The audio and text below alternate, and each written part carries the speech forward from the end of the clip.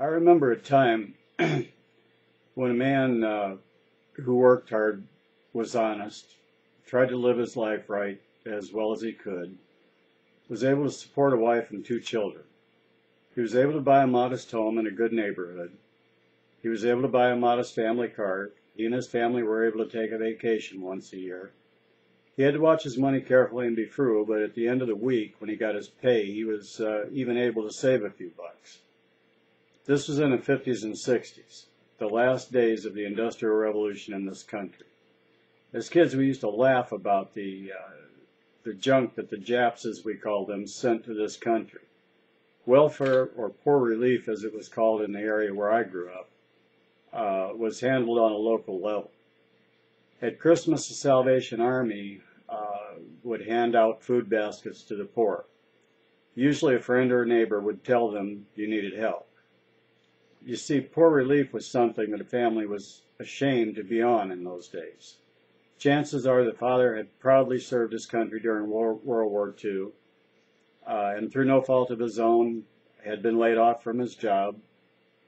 His pride just didn't work very well with not being able to earn a living for his family.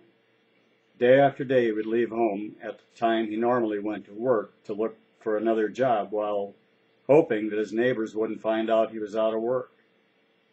Now we have a new system of values. People are not only not ashamed of not working, they're proud of it. Kids today are taught about every government aid program there is and how to cheat the system to get the benefits if that's what it takes. This is the era of liberals, and Barack Obama is the most liberal senator in this country. And that's not debatable. Obama isn't interested in teaching people the value of working for a living. He would rather take from one group to give to another. It doesn't matter to him that people who have money have lived right, worked hard within the system, and planned for their future by saving money. He will take it and give it to those who will not work because they're too damn lazy. He has spent 20 years listening to Wright scream about black liberation theology. And black liberation theology, it doesn't teach people to work. It teaches them to hate white people and white society. It also teaches that black people have a right to reparations. Obama mentioned American Indians in the reparations issue, but they'll be dropped like a bad habit if he's elected. He is only interested in reparations for blacks.